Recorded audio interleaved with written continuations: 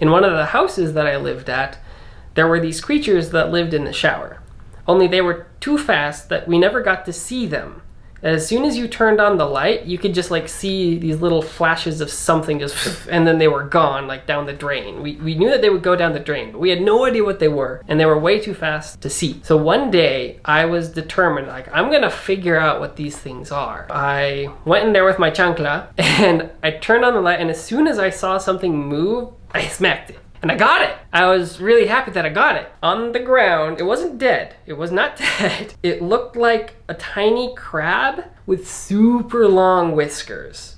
It was the weirdest bug I had ever seen in my life. And then I found out just a couple years ago, I actually saw them again on a nature show that I was watching. I was like, oh, that's the thing that lived in my shower. They're called tailless whip scorpions. They're not scorpions. They're these weird little bugs. They're completely harmless. I had little tailless whip scorpions living in my shower. So that was an interesting thing. The most common wild animal that I saw down there was feral dogs. Lots of those. And they would always try to kill you, but they knew that if you like reached down and pretended to pick up a rock that you were gonna throw it at them, so they'd run away if you did that. That was nice. As far as like wild animals, I saw a lot of tejones. I'm not entirely sure what they're called in English. I was told that it translates to badger, but badgers that I know of are not these tejones. So they kind of look like a red raccoon. I saw quite a few of those in the trees and things. They were kind of neat. And that was like the only real wildlife that I saw frequently. One time we were walking out in the middle of the jungle somewhere and we saw this cool black lizard with a yellow frill on his head. Got a picture of him. I don't know what he was. Most of the time the wildlife tries to stay away from you. I remember the first time that I got a bowl given to me with chicken feet sticking out of it and thinking, I'm supposed to eat this? I had chicken feet a couple times while I was living in Mexico, usually in a caldo, a soup of some kind. And once in tamales, cut open a tamale and find a chicken foot. That was an interesting experience, very unexpected. And chicken feet taste like chicken, but they're just kind of gross because they're chicken feet. Empanadas were definitely my favorite food from Mexico. They're just so versatile. Like there are the fried empanadas and then there are the baked empanadas. Both of them are so good, but in like different ways. And you can put so much stuff, so many different things in empanadas. The normal like meat mix with vegetables was always good. I had some like mushroom soup kind of empanadas that were surprisingly good. Chicken and cheese, you can't go wrong with classic. I like just about anything in the empanadas, really. When I was living in a little town called Puerto Morelos, there was an empanada shop that was literally on the corner of the block that I lived on, and we got empanadas from there way too much.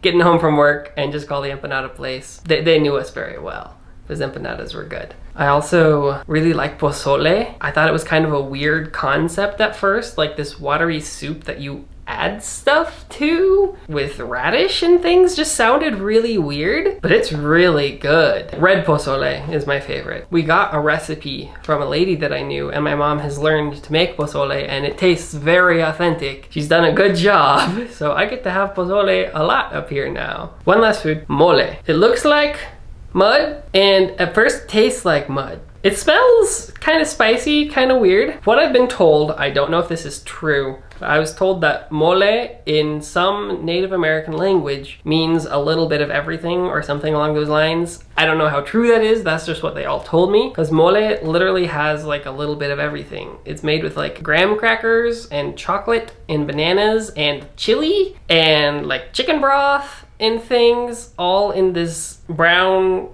sludge. And you put it on rice and eat it with chicken. I remember the first time that I was served mole, I could hardly eat it. It was bad. I didn't like it at all. And then I had it a couple more times. I think the fourth-ish time that family gave us mole to eat, I looked at it and I said, oh, great, more mole. I didn't say that out loud. I thought that. So I took a bite and I thought to myself, oh, this actually tastes pretty good. I ate it and then I asked them what it was and they said it was mole. And I was like, that was mole, but that was good. And after that, I liked mole.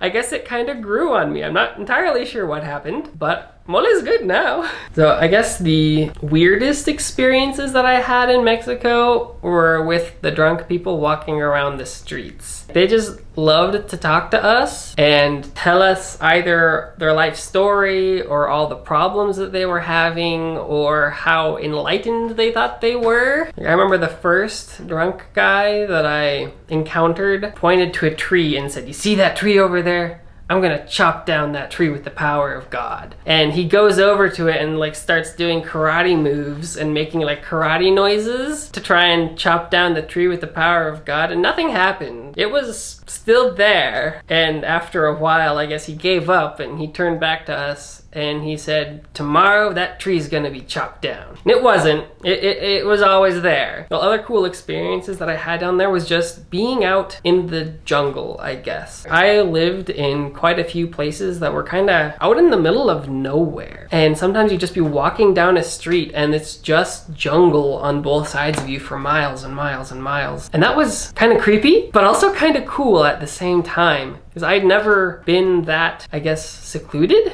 or far away from civilization. And it was a neat feeling, just like you could hear the sounds of the forest on both sides of you and you just kind of felt out there, like almost at one with nature kind of thing. I really like the jungle down there. It's very pretty. I remember when I went to my apartment the first day, walking down the streets with my assigned companion, dragging my suitcase, and I saw bars on the windows everywhere. And I thought like, oh no, everybody here must be like evil and they're gonna try and kill me or rob me or something. I mean, like, can't trust nobody. I just remember that vision of like bars on all the windows. I'm from Vegas. You see bars on the windows only in the really bad neighborhoods, you know? If you live in a good neighborhood, but like seeing bars on the windows signified to me that everybody was out there to take my money or take my life, you know? There were a couple days I was just like terrified to be in Mexico because I'd never been to Mexico before. This is my first couple days in the country. And of course, as time went on, I realized, no, Mexicans are good people. There are some people out there who, yeah, want to rob you, but they're a very minor minority. And Mexicans are wonderful people, and the bars are on windows are just a precaution. Overall, one thing that I really liked about Mexican culture was that you could talk to anybody. Walking down the street here, back in the United States, nobody says good morning, hey, anything, and nobody expects anybody to. But down there in Mexico, if you didn't say buenos dias, that's impolite. You just say buenos dias, sometimes you have a mini conversation with some random stranger on the street, and I really like that, and I honestly kind of miss that. Another thing I liked about Mexico was like their enthusiasm. One way that I really remember noticing it was when we would go to church, everybody would sing the hymns so loud. Mexican people generally can't sing very well, no offense, but they loved to sing, and they loved to sing about God, and they were just so enthusiastic, and they filled those little chapels with their voices so much. And then I remember the first time that I came to church after I got home, there was like 3 times the number of people there, but it was so quiet. Nobody was, like, everybody was singing, but they weren't singing with the same oomph, I guess. The one thing that I really liked about living in Mexico was that everything is so convenient. Like, if you need to get a haircut, there's a barbershop like 1 block away. If you don't have access to Wi-Fi in your phone or something, which is a lot more common down there than it is up here, there is a cyber cafe just like a block that way. If you need to go shopping, there's probably an Oxxo or some little tienda that somebody owns just on the corner. Like, everything that you need is like within walking distance of just like 1, maybe 2 blocks. And here, you don't have that. We have specific zones where like commercial stuff is over there and residential stuff is over here, and generally they don't mix. So if you need something, you gotta go over there. But over there, everything's just mixed.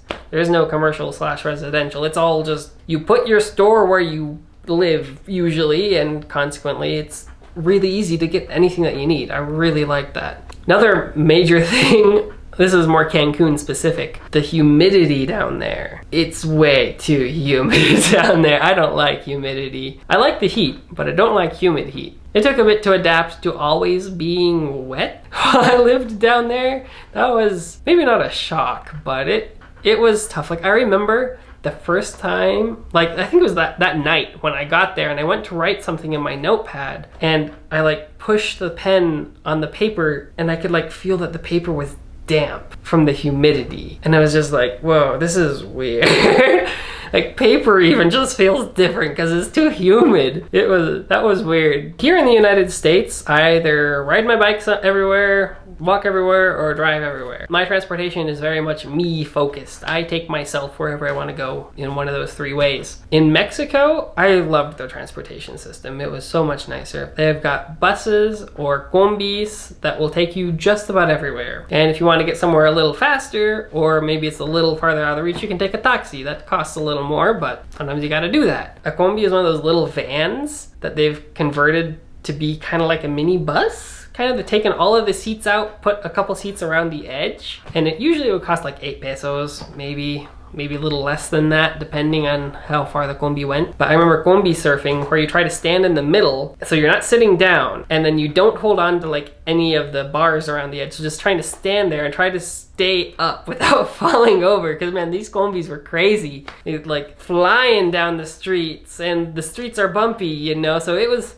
hard to combi surf, but it was kind of fun to do. Sometimes you'd stick your head up real hard on the roof because that gives you another point of support. You know? It worked, it was fun. Yeah, public transportation was actually a unique experience. I liked it. Yeah, it was crowded and usually kind of smelly, but it was cheap and it was very effective. I really liked the concept of plazas, where there's like this central place where people go and just hang out, and you can go there and talk to people and find people doing stuff with their families and things. The closest thing that we have to that here in the United States is either a mall or a park, but those are very different from a plaza. Again, it was just kind of the sociality of the culture. They're much more social than we are here in the United States, and that was kind of shown in the fact that they used plazas. I really liked that. Another thing that I really liked was the pan. The sweetbread. Man, I miss panaderias. There were like panaderias on every corner. You could always find pan to eat, and it was so good. Pretty cheap too. There was always that one panaderia that you'd find that was like hidden in somewhere, but had the best pan ever. And it was like your little secret, you know where the best pan is, kind of thing. The pan there was good. I miss sweetbread from Mexico. Bread here comes in one of 2 varieties, either sliced bread for sandwiches or like a dinner roll. And that's about it. But down there, dinner rolls don't exist, they use tortillas. They do have sliced bread for sandwiches, but that's not a huge thing. Their main concept of what bread is sweetbread. And they just call it pan. Now, sometimes they'll call it pan dulce to specify. There's like 100 varieties of sweetbread. I don't know how many, and they're all a little unique. Like some of them have like crunchy sugar-coated crusts. Some of them have little creamy stuff in the middle. Most of them don't have a filling, but they're all unique and they're all sweet in some way, and they're all really good. And just like eating one of those warm with some milk, oh man, that's amazing. Me encantó vivir en México. Me encantó el país, me encantó la gente, todo del país me encantó. Y me encantaría poder regresar allá por un tiempo. Como he ido ahí de nuevo para vacaciones, pero me encantaría ir a pasar como otro año ahí, porque la vida es más disfrutable allí. Así que me encanta su cultura de ustedes, que sigan siendo sociables, siendo amables, ayudándoles a todos. Me encantó todo eso de su cultura.